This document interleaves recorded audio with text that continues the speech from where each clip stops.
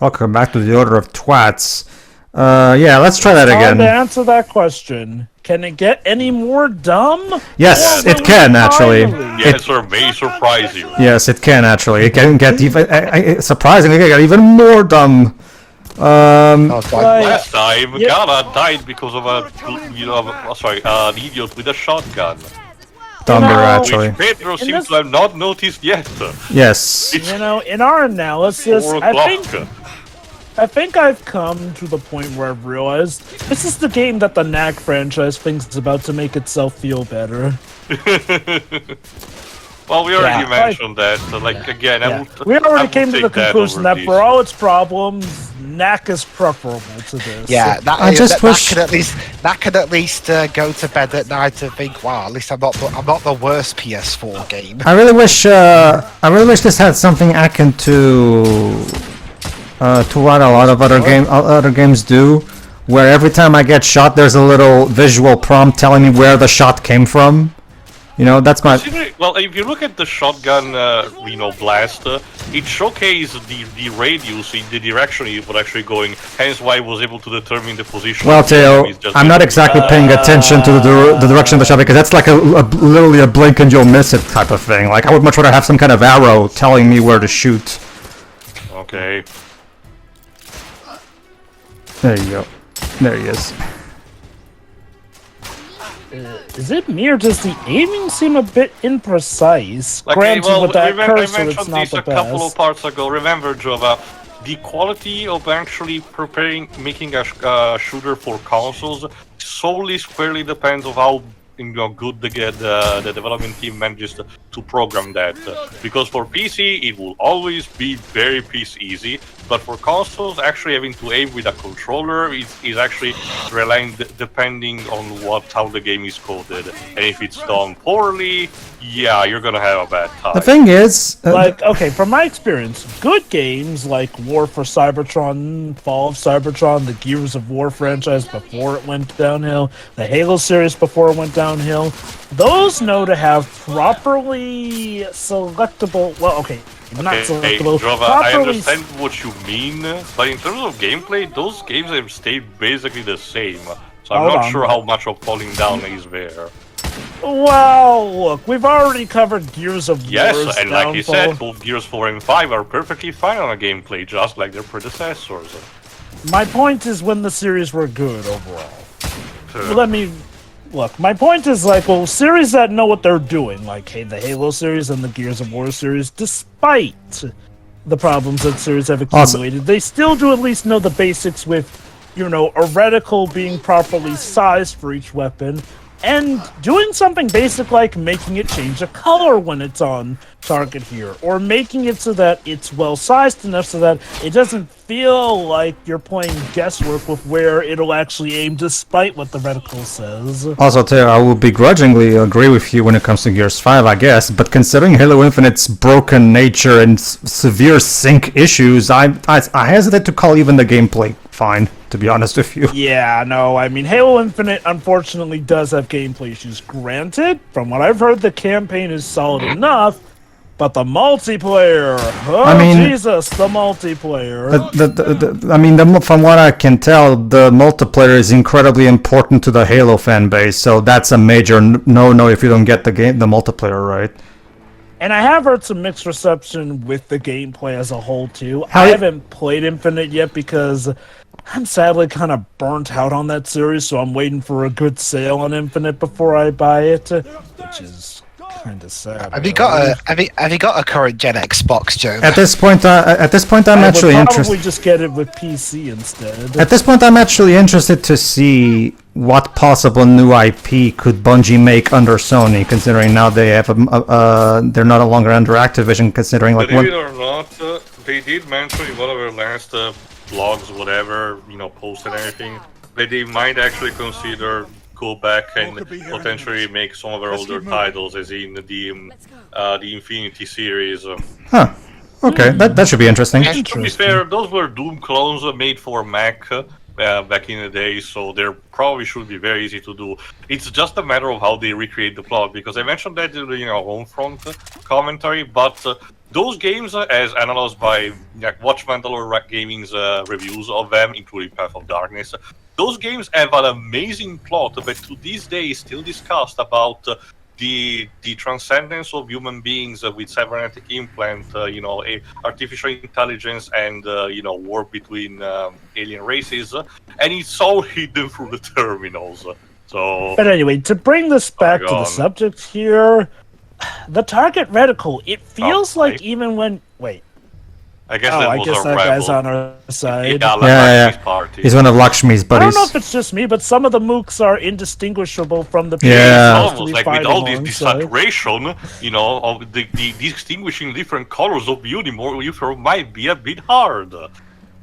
Anyway, but yeah, the issue with the targeting reticle is that it feels like it's more of a suggestion than an actual guarantee that what's in there is actually going to hit. Maybe it's for the sake of realism or whatnot, but it seems like it can get annoying pretty fast. Also, I have to mention this. I think this is only the second time we have actually done this hacking minigame in the entire game. Yeah, the hacking minigame. Yeah, this hacking minigame is most of the time only used for optional rooms like this one, and that's even when it is the case, because like Theo just said, it's severely underutilized. Like when something like the Batman Arkham games have this, it's usually done, as mentioned, as Pedro just mentioned, to unlock secrets or optional stuff. But that's because it works better in an environment that it's either sandbox or a downright open world. With this kind of linear stuff, you have to go the Dead Space route and put these optional areas all over the place. But the game doesn't even do that. Okay, so we're about to get what is quite possibly the dumbest. Okay, let me put it this way. This is where the game story officially dies, in my opinion. And I mean, considering what just happened so far, talk about it. Not to say, consider everything that came beforehand and realize this is where it actually begins. Hold on. Oh, here we go. Alright, now we have to go through the motions of trying to convince Lucan. Hold on, they're actually nice, so don't shoot them, please. This is Lakshmi Bai, the leader of the rebellion. She is your confederate. Have you taken leave of your senses, man? I might ask the same question. If I didn't know you any better, I'd think you'd led me into a rebel ambush. As I might fear an arrest. We do not have time for this. We needed help, and she is the only one I could turn to. This is madness. You're putting the very core of our order in jeopardy. Mister, you have to trust me. Look, this all erupted from me going on a mad, rip-roaring path of revenge. I'm completely in my right senses. You mean to tell me that she Clearly. destroyed the United India Company docks? My father was right. That was an act of pure terrorism. She used you. She brought this conspiracy to my attention, and if we're to see it through, her help is invaluable.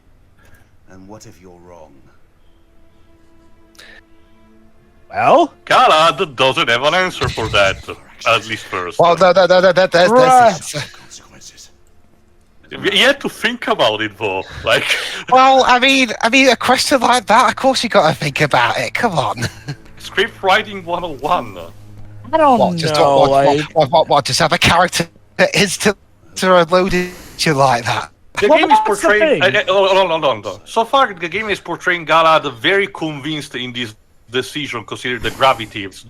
But at this critical moment, him having to think for a second, the fact that he might be wrong, just feels contradicting with what has happened. I got. Wasn't at least one of you guys' main complaints about the character earlier is that he just does this reckless shit without thinking? Not me. Not me. Okay, look. Well, actually, that was. Here's the thing. Those are completely different situations. Galahad going full Rambo and killing people while there's still the senator to save is a bit different than just taking a few time to answer something that should be obvious. It's a bit two different situations. Also, more dudes with a shotgun. Basically, Dibs, our complaint was more so about the utter insanity and kind of character assassination of him doing that here. But consider this also, Dwibs, though. That moment also contradicts the notion of him going gung-ho, because in that regard, consider all he has been doing. As far as we know of Galahad, he would only be doing this stuff if he was absolutely prepared to suffer the consequences if it were wrong.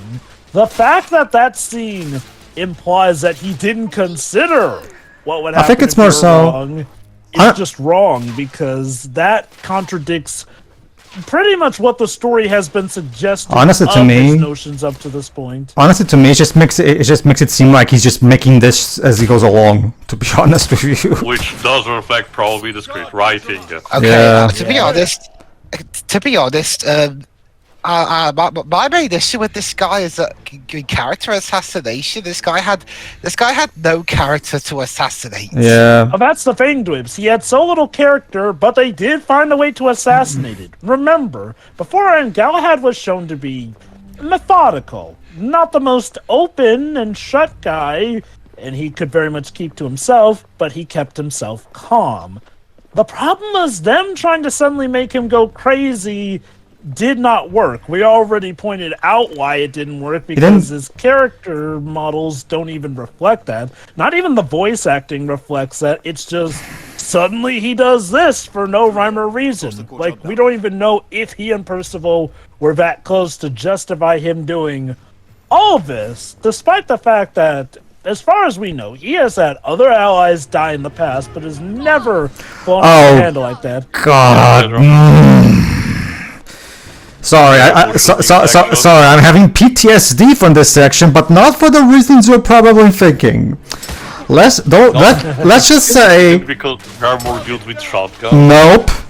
It has nothing to do with difficulty. It has nothing to do with difficulty, Tail. It has nothing to do with that. God, actually. No. It's not anything that for you to forget or remember, Tail. Like, let's just say I had to take a moment in between recordings to take a break, otherwise I would seriously consider smashing the disc with a hammer. Did the game crash after this section? You're on the right path, but it's not that. Alright, well, that's for us to see anyway. But you know, this is a good time for me to bring up here. Once again, nothing about this game is enjoyable. Like, so we finally have Lucan now working alongside us and the rebels, and of course it's his teeth clenched, people at each other's throats as much as you can imagine. Yet where this goes will be disappointing. But even, let's forget about the destination for a while here. The journey sucks too. Like, we don't even get any cool, witty banter between the two as they're forced to work together or anything. It's just, they're here with us now, and that's what we do. The problem is that you can tell I really didn't learn anything from working with Cory Balrog. Sorry, he sucks at writing characterization. Like, these characters take themselves so completely and utterly seriously, but they don't have any personality to make them even remotely entertaining, much less interesting. Like, you know, the sad thing, they could have given more flavor text by giving them in-game co-op dialogue. You know, something like what you see in Gears of War or the War for Cybertron series, where you and your AI allies... What? Uncharted? Yeah, like Uncharted. Oh yeah, Uncharted's characterization, like look. Let's take Uncharted 4. I know that Uncharted 4 is still technically more lighthearted than this, but it was definitely darker in compared to the previous 3 Uncharted games, right? It was a bit less. The Avery section alone, probably. Yeah.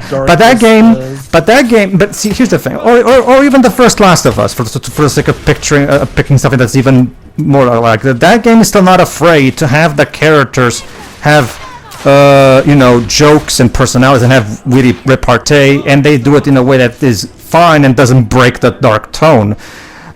Too bad the sequel didn't do that, but that's a topic. But we already ranted enough about that sequel. The point is, you can do, and yeah, here it is. So Lucan glitched out, and now I cannot progress. Lucan. Basically, he's supposed to open the door for me, but the scripted event glitched, and now guess what? I have to click. I have to click on restart the checkpoint, meaning I have to start this shooting section again. You think that the checkpoint will get triggered as soon as the shooting is over, but no. I guess this glitch didn't show up in the Did- playtesting did- if there was any. Again, Jova, compared to what I said in the previous part as well, was there any playtesting for this game? Like, I wonder. I really do wonder. I get Very good. I get that you can never make a game with like I get that it's literally impossible to remove every single possible glitch that can happen in a game. That's literally impossible, no matter how much QA you do. There's always going to be something that falls through the cracks. It's literally impossible, considering how complex game development is nowadays. Let me put it like I understand, there's a but difference go on. There's a difference between, your occasional glitches in a big open world game, and then something that's as glitchy as Superman 64. Now, I'm not saying that this is as glitchy as Superman 64, but my god, have we seen a lot of glitches that are just embarrassing. It's because this game, this game is very mechanically simple. It's linear as fuck. The cover-based shooting mechanics are a dime a dozen that we've seen a million times. So this is a formula that has now been more than refined to the point where any developer should be able to get this right easily. So, and yet somehow they screwed it up, even while basically being as cookie cutter as possible. Especially because this game doesn't even bother to apply to have a modification or upgrade system to the weapons anyway. So yeah. It's even more bare bone. So yeah, now I have to do this again. I mean, at the very least, if you don't have dudes with shotguns spawning you at on the other side. Well, thank you for small favors, I guess. Yeah, you're compensated by dudes with termites rifles. Jesus fucking Christ. Do we have to see it again then? I have to. Well, just to give you enough time to rant about it, because right after this shooting section, Dwebs, we're going to have a lot of plot. So figured it could serve as a nice opportunity for me to rant about it, because dear lord, I'm not even kidding you. You have no idea how frustrated I was. I was already so fucking done with this game by this point. Remember, this is a blind playthrough. By the time I started, I saw Lucan do that. I was just like, no. It's kind of like in Aliens Colonial Marines, where O'Neill constantly, at least before any patches that I do know of, O'Neill, one of your companions, always did this. He constantly got in the way, and the game did not take account, he always prioritized collision even with your party members, meaning that you could not progress. Mind you, in this case, it's also the fact that the NPC has to open a door, so it's more akin to, say, one of those events in Homefront, like we saw, where your companions have to actually open doors for allowing the entire party to progress. But still.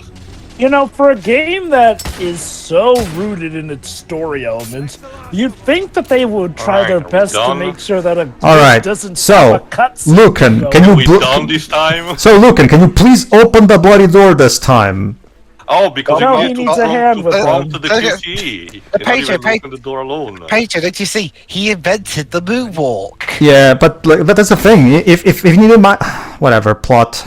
MI6, open up! Alright, pay attention, this is... oh yeah, never mind, I forgot about this bit. Yeah, we're still supposed to search for papers. Okay, now we're in those bits where we're walking, slowly, of course, and we have to look for... although, to be fair, this is actually a segment where it actually makes sense to do this, because we're supposed to be searching for papers that demonstrate proof of what we want. So, to be fair, this makes sense. I mean, that's fine, but to be honest, when Ace Attorney, a game where you do nothing but tap on the screen, is as bits where you look for pieces of paper that are more fun, something's up. Well, yeah. Heck, I'll even go further. Ace Attorney Investigations, which does actually involve walking, lets you run in every environment still if you want to try and get things over do that, quicker. Joe. Like I said, I don't know exactly who has to be blamed for properly, but again, the trend that it started in the mid PS3 Xbox... Search the archives for Manifests, bills of lading, position orders. To be fair, Teo, that kind of thing. Don't worry, this is nothing important. To be fair, okay. to be fair, Teo, that kind of thing can be used to put to good use in specific circumstances. Like, for example, let's say moments like the flashbacks in, without spoiling anything for the others, like moments in God of War Ragnarok where Kratos is having flashbacks where he's talking to his wife, right? Obviously, we're not going to allow the player to start using the Blades of Chaos against her because I'm that not would. talking about gameplay. I'm talking about moving at a decent speed. Well, but even then, Teo, obviously, if they're taking a walk together, obviously we're not going to allow the player to start running ahead and ruin the mood. I on theory, yes. So the problem is that it kills replayability on a whole entire level, especially if the entire game is built around that. I guess, but honestly, I think a couple, I think there are ways of. Like I appreciate the idea behind it to try to create a seamless immersion, but they prefer the alternative of having a standard cutscene than having normally, proper control. Well, okay. To be fair, on that front, we also have to remember that a lot of times when developers do that, it's either to cover a load time or because they need to cut corners somewhere, because obviously developers don't have unlimited mocap budget to use. So some cutscenes have to be done that way because, well, there's only so much money you can spend. You don't have unlimited resources. Okay. My 2 cents on the situation is this. Yes, it can be done well for a game, but it has been done badly or pretentiously so many times that I can't blame anyone who would rather at least like that, like Atlases exist, but that is huge. Alright, this is actually important, so... let's see. Here we go, everybody. The plot is about to shit it all over itself. Yeah, the trading routes, like I mentioned, of the vampires sent to all the colonies of the These are UK. shipments that were sent to my homeland. So all vampires come from London? The Apparently. company now has a foothold in every Indian state. Here, the Agamemnon shipment, destined for the eastern coast of the Americas. Sorry, 3 Drova. more shipments coming from the same Typical. Some shenanigans next. Britain's always trying to find a way to invade America. It's still a nicer way of what I thought you were going to say. I still prefer the parody that well, actually, hold on, I'll wait till hold on. Let's see. Finlay, come back.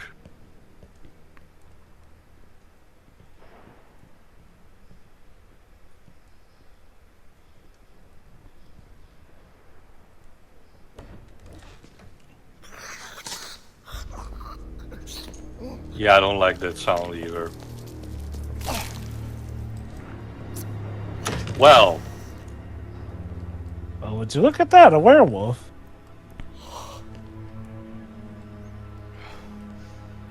Tastes like chicken.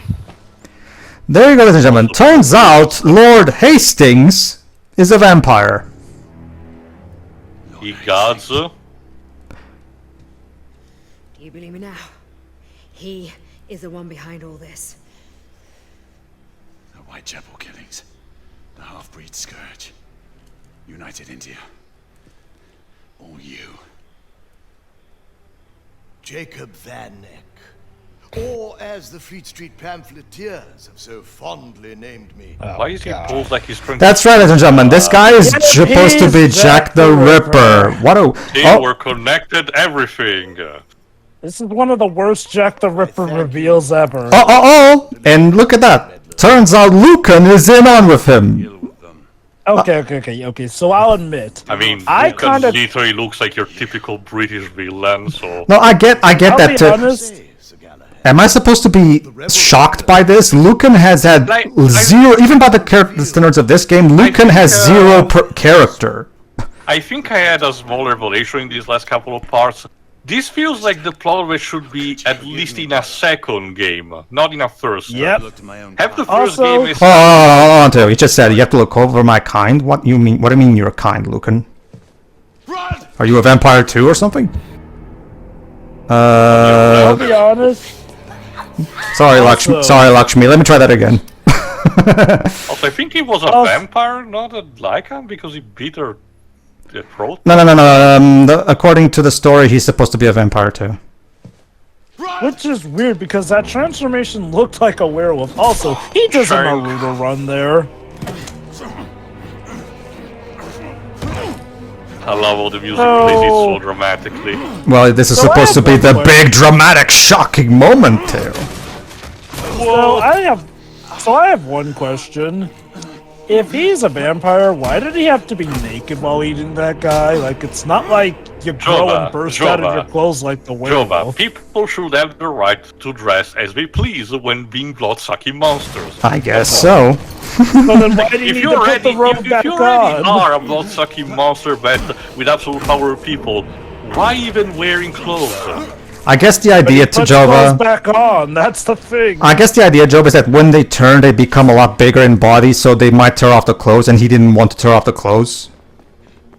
Because there are pieces of media that do that kind of shit with supernatural shit, where, to be fair... Keep in mind, though, he turned back into a vampire. Oh, still God, wearing no. the robe when he went after Lakshmi. More lycan fights. Yeah. Also, yes, this is a case where werewolves are working with vampires. Yes. I mean, it's not too uncommon, potentially, that the two species in some settings can cooperate, especially if the lycans are literally absent-minded beasts.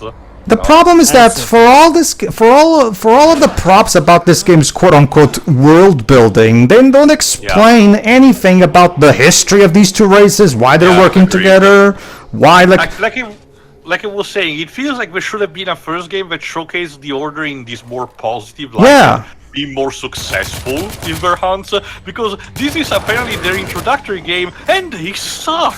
They suck bad. Their people get killed constantly. The ones remaining are either corrupt or completely inept at their job. The only one who's supposed to be our protagonist switches his brain on and off constantly and works with what's supposed to be the enemy. And like, where are you going with this game? Is it supposed to be a deconstruction? You know, a proper storytelling and in between? It says something that probably the most smartest member on the British team is a Frenchman. Not just that. Okay. As you guys probably already guessed by this point about the whole kind thing, yes, Lucan turns out to be a werewolf, or a lycan, as this game calls them.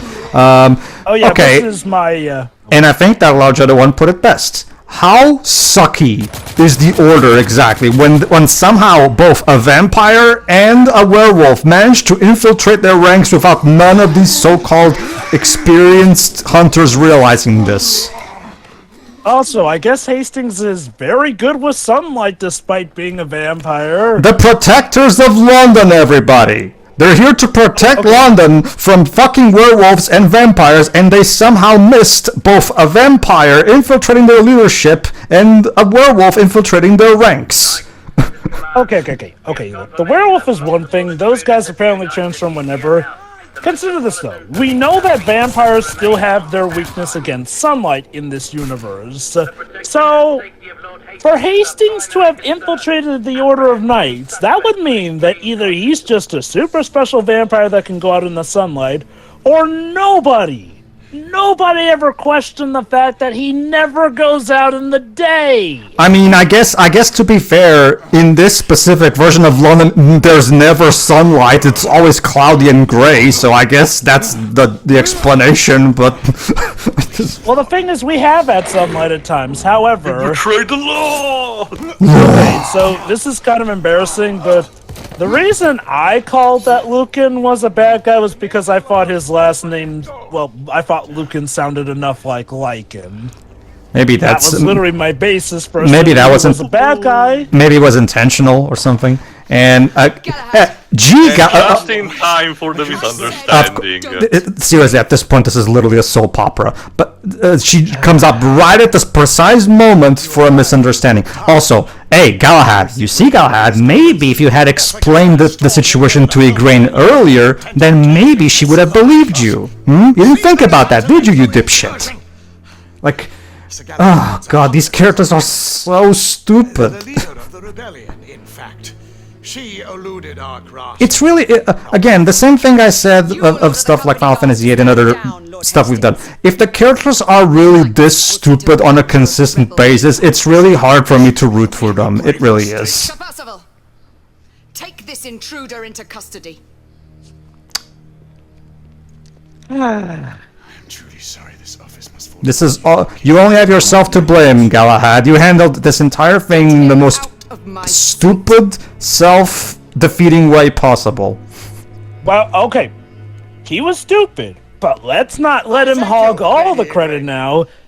Because Igrain's kind of acting the fool here, too. Like, Igrain, I get that you have your suspicions of him, but have you also considered that this man literally tore through a wave of rebels? Like, do you really think that that was all one big sly plan on his part? That's the thing, Jova. Later on, we're going to see kind of an implying why exactly is there a big problem with it, and let's just say it doesn't paint Rui in a good light as a writer in terms of female characters. I mean, Honestly, I'm going. Of good people in general. Chapter 12, a traitor amongst us. You mean like two traitors amongst us? Don't you think so, game? But yeah, no, I mean. It's not a catchy title. Oh, and look at that! Now, look at that! Now we have something akin to the beginning of Pirates 3. The prisoner, blah, suspended. Blah, they basically just read all the shit that he's done before they hang him. I think now I remember. This is the part where Dark Lord Jalo complained and he mentioned God should have told the others, but instead he stays silent. Yeah, which is like, surely there has to be someone. The idea when he thinks he's useless, to say. I mean, okay, surely there must be someone in the Order who's not corrupt. Anyone, I mean, at least scream, say something. I mean, you don't. At this point, what do you have to lose? I can't believe this Order. They're so corrupt. Yeah, this is literally a Neil Breen movie, but without the entertainment factor. God damn it. But of course, Lucan now is going to make himself out to be the one man in Galahad's corner. Yeah, even Gal is looking at what the fuck are you doing? It's the classic way to throw suspicion off of himself. Which again, Galahad should at least. This is pretty much akin to an Among Us meeting. Keep in mind though, what's stopping Why was it that cut to black though? Outright, you know. Galahad in the company of the rebel leader. Yes, and even though I didn't actually. We're not even going. Okay, you're not even going to allow him to at the very least speak, you know, for himself and try to explain. Oh my God! She literally admits she couldn't hear what they were saying, but she said that they seemed on familiar terms. I understand that they have good reason to think he's a traitor, but they should at the very least give him a chance to speak for himself. Like, on finding Lord Hastings. And like, why doesn't Galahad Rui? ever speak in his defense when he does have a chance? Rui. Oh my God, he's even dressing like Dracula now. When fucking Neil Breen is capable of writing a more coherent plot than you might want to rethink your profession, and I think you should rethink it hard. Also, it might just be me, but it seems like they're intentionally making Hastings' ears out to look more pointed now. Yeah. Like, come on! How did the Knights miss this? Yes, I found. I have to comment on that. I found this coat discarded in the bar. That could mean a million different things, but I'm going to immediately assume the worst possible scenario. What is this, Ace Attorney? Also, what are these constantly small fade to blacks? Do we really need Yeah, I don't get the fade to blacks in this. I wonder, was the game so badly coded that they had to load each of these instead of, like, you know, this just you know having this it in feels one like? shot? It feels like it will be, oh, you had the choices in doing this, I'll allow these consequences, because Mass Effect does something similar to this. But no, this is linear with no optional choices. Not just that, not to mention, the cutscenes are already unskippable to begin with anyway. Okay, if you have a problem with loading, do what Sucker Punch did with the PS4 version of Ghost of Tsushima, make the certain cutscenes pre-rendered. Basically, some of the cutscenes in Ghost of Tsushima are pre-rendered because, you know, cover load times. However, in the PS5 version, thanks to the SSD, they replaced them with in-game versions because now, thanks to the SSD, they no longer need to do that. So. Guilty. Also, I love how they shot to really that might one as well guy. just be watching Star Trek 6 at this point. I love how they shot to that one night guy as if we're supposed to recognize him, but we don't. At least the Klingon judge is a cool gauntlet. We don't even mean- have that. Well, plus, Okay, okay. plus their defense council was Worf's ancestor. Again, Yeah. how this order... Oh, hold the- on.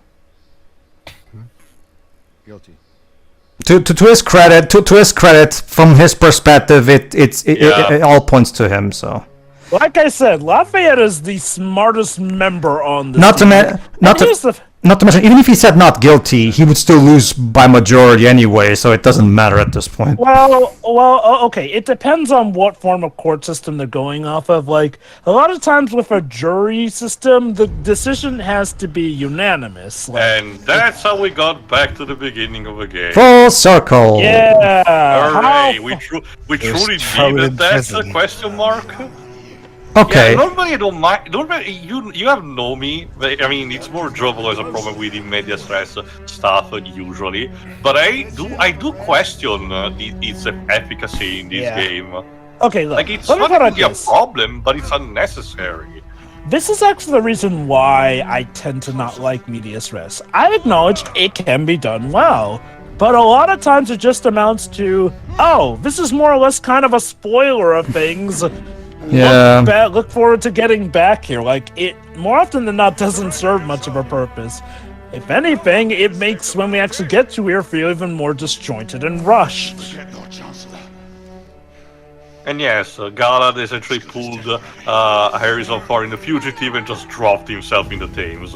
Yeah, basically. So yeah, there Again- you go. Galahad is disgraced. Aren't you enjoying the plot so much? The one guy who's actually trying I'm to get rooting something so done much. right. Oh, look at that! Chapter 12 was once again a series of cutscenes. Hooray!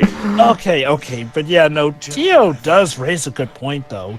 This is a game that's supposed to be about the Knights of the Order, but my god, the lack of camaraderie sucks. or, charisma just makes it so that I don't want to root for these morons. This is like, okay, not completely because that what I'm about to say had a problem on incorporating the gameplay, but this is like a story version in terms of parallel of how much sucked the title of Lester the Unlikely. If this is the group of people that's protecting London, how come London hasn't eaten itself alive yet? Then they suck Well- shit at their job. Well, given current news, I guess they're doing a bang-up job as usual. Like seriously, like But yeah, no. this is an order of people who hunt werewolves and vampires to protect Londoners, and they allowed both one of each to infiltrate their ranks. One of them as the big head honcho. I will Hey, give credit look at here, that, though. Lafayette did come to our rescue because, again, he is quite possibly the only member aside from Tesla who's not an idiot. And yes, remember Yeah. that bit where Lakshmi, the scientist, said that I could trust Galahad. So there you go. It was actually Tesla who has been working with the rebels all along. Okay, you did mention when it popped up. These also explain how weapons of the Order got in the hand of rebels. He smuggled to them. Yep. So it turns out all this time we should have been rooting for the rebels, even though they've been using werewolves that did try to kill us. So Well, that's I don't know what's going on. that's the thing, Jova. That's the thing, Jova. That bit in the hospital kind of they said that the hospital was the rebel hideout, and the rebel hideout was full of werewolves, which kind of implies that apparently the rebels are in deal with the werewolves somehow, because we even saw a couple rebels in the hospital. But then they dropped that possibility completely, and now they're fighting against the werewolves and the vampires. So which is it? Well, the cutscene previously told us basically that the responsible for the Whitechapel contagion of lycans was Sir Lucan. Oh, Problem is just that it's not tied together well. It's so No. confusing. But yeah, it's like that little okay. it's like the little Jude once in his review. It really feels like they had a lot of plot threads that and they end up mushing them together, and the problems that they contradict each other. That's riveting storytelling, barely being able to see what's going on, and I get it, immersion and Just whatnot. like in Haze. Let me put it like this. This is my mindset at this point of this game. I want to get this over with. I just want the idiots to realize that they've been idiots, actually start doing something productive, instead of people just standing around talking about, oh, we can't do this or that without Galahad, because I guess Galahad is the sudden linchpin in all this. If anything, I get reminded... No wonder. No wonder England is always in turmoil. The people who are supposed to keep this shit in order, no pun intended, fucking suck. Hey, can we finally at least move now? You know, I would have loved to have seen if this had gotten a sequel. I'd have loved to have seen the Order visit each of our countries. That's yeah, that would be fun. The Order Portugal, or the Order Italy, or the Order United States. That's the interesting thing, dudes. According to Ready at Dawn's website, they're quote unquote working on a AAA shooter for consoles. Yeah, I know, but it's worth repeating. So who knows? Maybe secretly they've been trying to gather funds to make the sequel, because again, considering there are rumors that on Horizon Zero Dawn remake is properly happen, who the fuck knows what projects is Sony greenlighting these days? Let me put it like this: the only reason I might want a sequel to this game is because the ending is amazingly unsatisfying. Yeah, like, I think I said it multiple times in the past. As much of a bad product is, if there's possibility of closure, even on a bad story, I probably will take it. It's like, the one thing I hate more than a bad ending is just a needless cliffhanger ending that leaves me actually disgusted, yes, but wanting closure. Just please, for the love of God, get somebody else to write this. Rui proved with this game that he's not cut out for the job. Okay, I wonder, was this just a fluke? Like, has he written better stories than... I mean, Chains of Olympus was fine, but that game was... It was Cory Barlow who was in charge of that, not Rui. I cannot really tell you immediately for the VR games. Wow. Chapter 14, A Night of Old. So let me get this straight. We just had... Chapter 13 was also our set of cutscenes. So we just had two... Go on. We had 2 chapters back to back that were nothing but cutscenes, and not even good cutscenes. At least... At this point, it's more comparable. Fuck it. I'm gonna go even a step further. For as cutscene heavy as Metal Gear Solid 4 is, at least the cutscenes in that game are actually entertaining. Jesus Christ! Yeah, absolutely. I mean, at the very, if you're going to have a game with so many cutscenes, at least bother to make them entertaining. This is just dull. Like Metal Gear Solid 4, at least makes a very, very good argument for its case by giving us one of the most glorious and over-the-top stories that also gives a good sense of closure. Not to mention that was definitely the main point of that game. Not to mention that game had literally 10 years of lore to wrap up. It was a momentous undertaking that, like it's one of those things where while it may not be perfect, it's probably the best way you could have handled this because You want to know another thing Metal Gear Solid 4 had going for it? It was the 4th Metal Gear Solid game. By this point, people had enough. They had enough indulgence. They had enough confidence. They had, what's the word I'm looking for? How about this, Jova? Committed.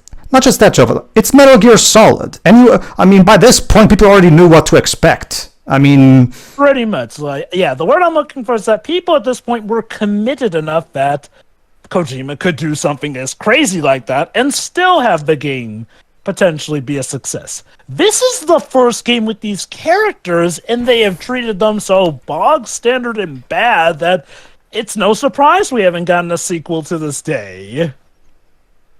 Yeah. All right, everybody. Tune in next time for where the game concludes, not with a bang, but an incredibly annoying and frustrating whimper. So see you then. Yeah.